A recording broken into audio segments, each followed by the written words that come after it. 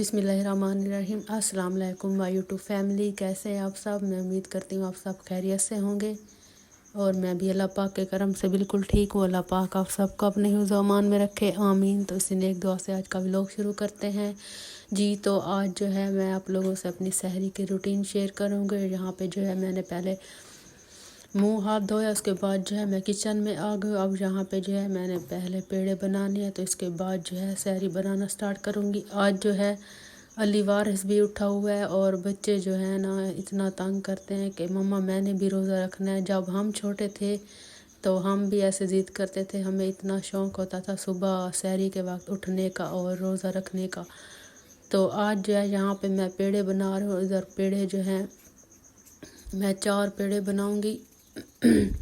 अली वारिस और अली वारिस के बाबा और मैं, यहाँ पे जो है मैं 4 पेड़े बना के रख देती हूँ। उसके बाद जो है मक्खन बनाना है, वो मैं मक्खन बनाने के लिए रख दूँगी और उसके बाद जो है सहरी बनाना स्टार्ट करेंगे। और अपने जो है ना मेरे साथ रहना है, मेरी फुल वीडियो वॉच करनी है, एंड तक देखना है और मुझे कमेंट करके बताना है, लाजमी लाइक करना है, शेयर करना है जी। तो मक्खन बनाने के लिए मैंने मलाई जो है ना जग में डाल दी है और इधर जो है मैं मक्खन बनाने के लिए रख दूँगी और इधर चाय का पानी भी। तो जब जो है ना मैं पहली रोटी डालूँगी तो इनके बाबा को और अली वारिस को कहूँगी कि आप किचन में आ जाएं और सहरी कर लें।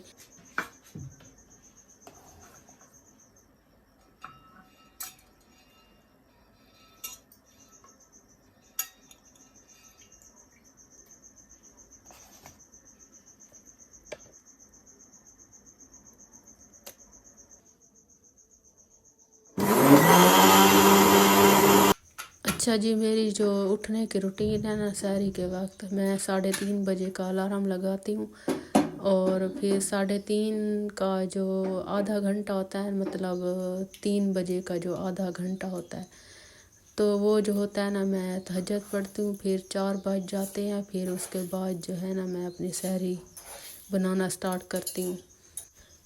और इनके बाबा को इस बात से इतनी चिढ़ है, बल्कि हर किसी को होती है मेरे ख्याल में, कि वो कहते हैं कि मुझे ना मतलब जब मैं सहरी करूं तो फिर जो है ना सहरी करके थोड़ी देर बैठूं, उसके बाद जो है आधा घंटा या 15-20 मिनट के बाद अज़ान हो फिर मैं पानी पीऊं। तो इस बात से उन्हें जो है ना बड़ी चिढ़ होती है।